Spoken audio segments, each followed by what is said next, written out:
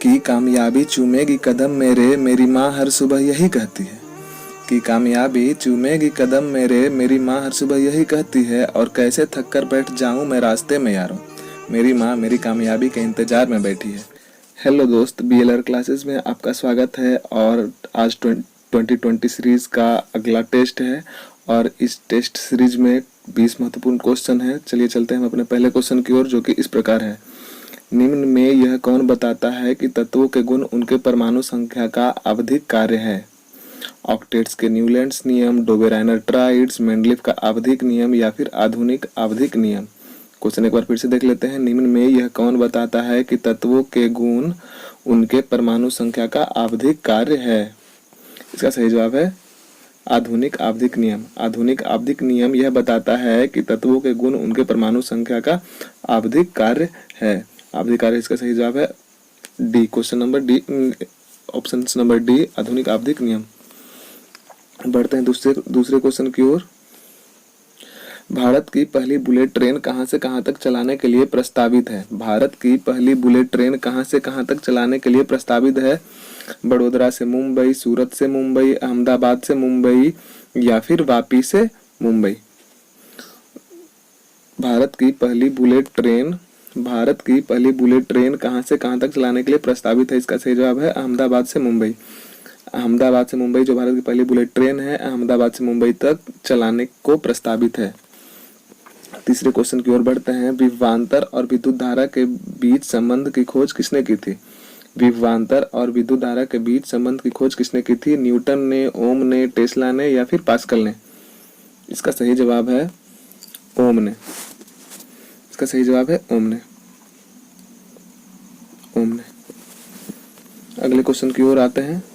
चौथे नंबर का जो क्वेश्चन है, किसी पदार्थ के न्यूक्लियस में प्रोटॉन की संख्या 10 और न्यूट्रॉन की संख्या 17 है, तो उसका द्रव्यमान क्या होगा? 7, 27, 17 या फिर 10? किसी पदार्थ के न्यूक्लियस में प्रोटॉन की संख्या 10 और न्यूट्रॉन की संख्या 17 है, तो इसका द्रव्यमान क्या होगा? हम देख लेते हैं। अगर जो एटॉमिक मास पूछा जाए तो इसका क्या होता है? Number of proton plus number of neutron. इसका क्या हो जाएगा? 10 + 17 = 27। इसका सही जवाब है 27। बढ़ते हैं अगले क्वेश्चन की ओर, जो कि 5वें नंबर का क्वेश्चन है। हीरा में प्रत्येक कार्बन परमाणु कितने परमाणु से बंधे होते हैं? हीरा में प्रत्येक कार्बन परमाणु कितने कार्बन परमाणु से बंधे होते हैं? 4 कार्बन या फिर 5 कार्बन, 3 कार्बन या फिर 2 कार्बन? तो इसका सही जवाब है 4 कार्बन। हीरा में जो कार्बन परमाणु होते हैं ये 4 कार्बन परमाणु से जुड़े हुए होते हैं। बढ़ते हैं अगले क्वेश्चन की ओर, जो कि 6ठे नंबर का क्वेश्चन है। यूनेस्को द्वारा निम्न में से भारत के किस शहर को पहला विश्व विरासती शहर का दर्जा दिया गया था? यूनेस्को द्वारा निम्न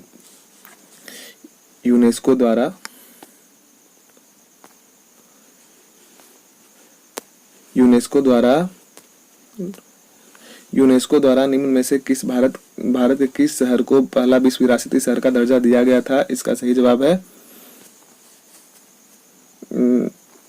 अहमदाबाद। यूनेस्को द्वारा भारत का पहला विश्व विरासती शहर अहमदाबाद को दिया गया था, का दर्जा अहमदाबाद को दिया गया था। चलिए बढ़ते हैं अपने अगले क्वेश्चन की ओर, जो कि 7वें नंबर का क्वेश्चन है। जब प्रकाश एक सघन माध्यम से विरल माध्यम में प्रवेश करता है तो इसके गति पर क्या प्रभाव पड़ता है? जब प्रकाश एक सघन माध्यम से विरल माध्यम में प्रवेश करती है तो इसके गति पर क्या प्रभाव पड़ता है? बढ़ता है, कोई परिवर्तन नहीं होता है, कम हो जाता है या फिर घटते बढ़ते रहता है? इसका सही जवाब है बढ़ता है। जो प्रकाश का सघन माध्यम है वो डेंसिटी में ज्यादा होता है, उसका डेंसिटी थोड़ा सा ज्यादा होता है, इसका घनत्व ज्यादा होता है। और जो विरल माध्यम है, जो प्रकाश का जो विरल माध्यम है, ये सघन माध्यम की अपेक्षा इसका घनत्व जो होता है कम होता है। इसका कारण यही होता है कि जो प्रकाश जब सघन माध्यम से विरल माध्यम में आता है तो इसका गति बढ़ जाता है। चलिए बढ़ते हैं अगले क्वेश्चन की ओर, जो कि 8वें नंबर का क्वेश्चन है। शरीर का कौन सा तंत्र तरल पदार्थों को एक स्थान से दूसरे स्थान तक संचरित करती है? तंत्रिका तंत्र, संवहनी तंत्र, श्वसन तंत्र या फिर उत्सर्जन तंत्र। शरीर का कौन सा तंत्र तरल पदार्थों को एक स्थान से दूसरे स्थान तक संचरित करती है? इसका सही जवाब है संवहनी तंत्र। संवहनी तंत्र का कार्य है कि पौधे या फिर मानव शरीर में तरल पदार्थ जैसे खून, लसिका या फिर रस, खून, लसिका या फिर रस आदि फैलाने में कार्य करता है या फिर एक भाग से शरीर के एक भाग से दूसरे भाग तक ले जाने में कार्य करता है। चलिए बढ़ते अगले क्वेश्चन की ओर, जो कि 90 नंबर का क्वेश्चन है। निम्न में से किस विधि द्वारा एल्यूमिनियम का निर्माण किया जाता है? निम्न में से किस विधि के द्वारा एल्यूमिनियम का निर्माण किया जाता है? इलेक्ट्रोलिसिस के द्वारा, कैल्सिनेशन के द्वारा, रिडक्शन के कारण या फिर ऑक्सीडेशन के द्वारा। तो जो एल्यूमिनियम का निर्माण किया जाता है वो इलेक्ट्रोलिसिस के द्वारा किया जाता है। इलेक्ट्रोलिसिस के द्वारा किया जाता है। बढ़ते हैं अगले क्वेश्चन की ओर। शक्ति का एसआई मात्रक क्या है? शक्ति का एसआई मात्रक क्या होता है? जूल, अर्ग, किलोवाट या फिर वाट। शक्ति का एसआई मात्रक क्या होता है? इसका सही जवाब है वाट। इसका सही जवाब है वाट। अगर जो कार्य का एसआई, कार्य का सीजीएस पद्धति में हम बात करें, कार्य के सीजीएस पद्धति के बारे में बात किया जाए तो कार्य का जो सीजीएस पद्धति का जो मात्रक होता है वो अर्ग होता है। कार्य का सीजीएस पद्धति का जो मात्रक होता है वो अर्ग होता है और एसआई पद्धति का जो मात्रक होता है वो जूल होता है। उसी प्रकार जो किलोवाट होता है वो ऊर्जा की इकाई होती है। चलिए बढ़ते अगले क्वेश्चन की ओर, जो कि 11वें नंबर का क्वेश्चन है। हैलोजन समूह में इनका स्थिति क्या होता है? हैलोजन समूह में इनका स्थिति क्या होता है? हैलोजन समूह में इनका स्थिति क्या होता है? 3 गैस 3 ठोस, 2 गैस 1 तरल और 2 ठोस, 2 गैस और 2 तरल और 1 ठोस, 2 गैस और 3 ठोस। हम जानते हैं कि जो हैलोजन ग्रुप होता है, हैलोजन ग्रुप में तत्वों की संख्या 5 होती है। हैलोजन ग्रुप में तत्वों की संख्या 5 होती है, जो कि फ्लोरीन, क्लोरीन, ब्रोमीन, आयोडीन और स्टेटीन होता है। तो अगर जो हम फ्लोरीन, क्लोरीन जैसे ही ऊपर से नीचे की ओर आते हैं, फ्लोरीन, क्लोरीन, ब्रोमीन, आयोडीन, तो इसकी क्या होती है? ये गैसेस। फ्लोरीन जो होता है गैसेस फॉर्म में होता है, क्लोरीन गैसेस फॉर्म में होता है। अगर जो ब्रोमीन के बारे में बात किया जाए तो ये लिक्विड फॉर्म में होता है, आयोडीन भी लिक्विड फॉर्म में होता है और आयोडीन सॉलिड फॉर्म में होता है, और जो स्टेटीन होता है वो होता है सॉलिड फॉर्म में। तो इसका सही जवाब है बी। इसका सही जवाब है बी, जो दो गैस और 2 तरल, 2 गैस 1 तरल और 2 ठोस में होता है।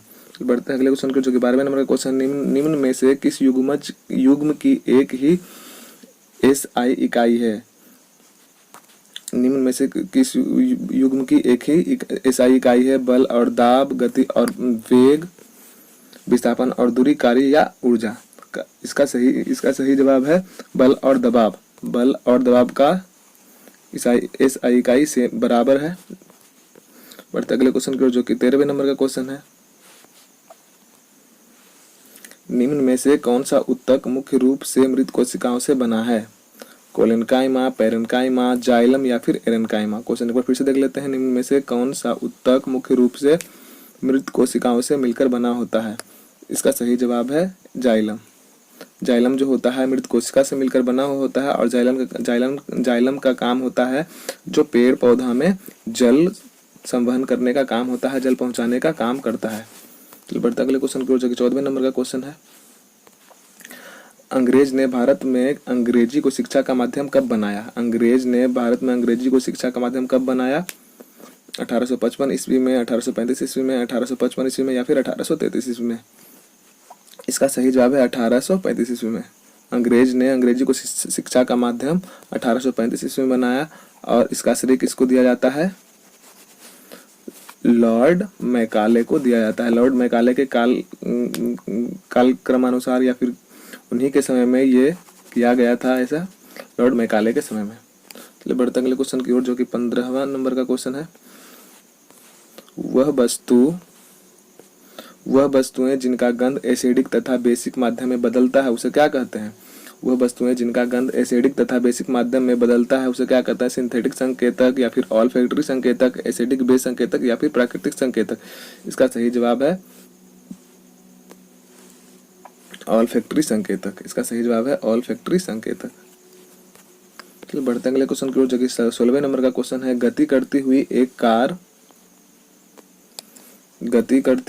कार विपरीत दिशा से आती हवा का सामना करती है तो कार पर हवा द्वारा किया गया कार्य क्या होगा?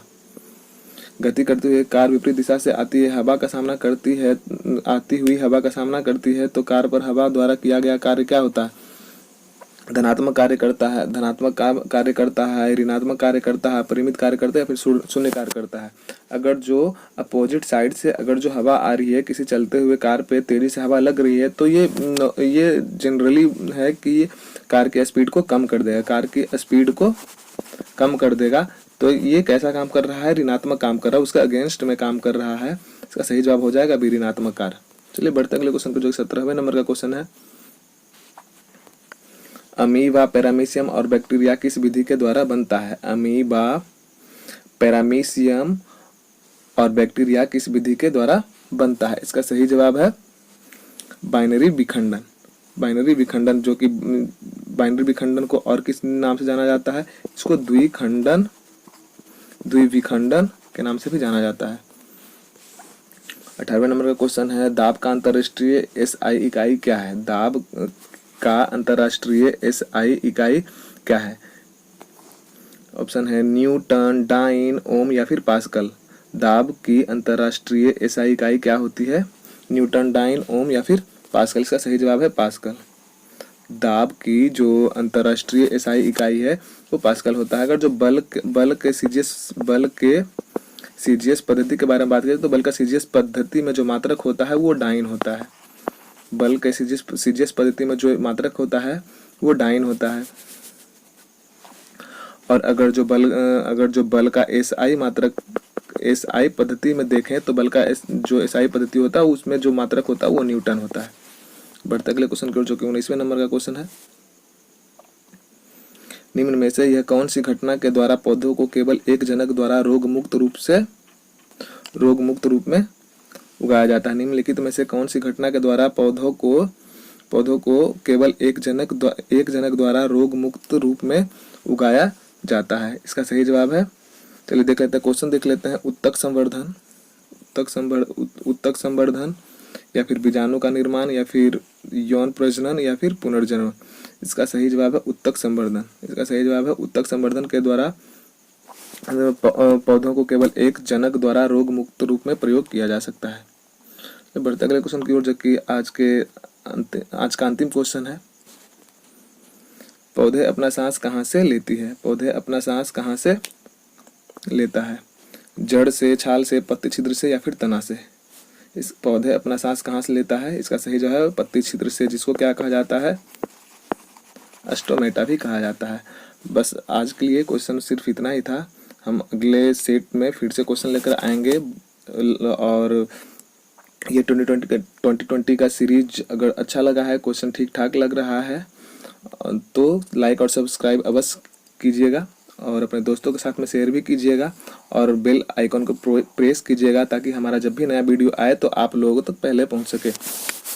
धन्यवाद। जय हिंद।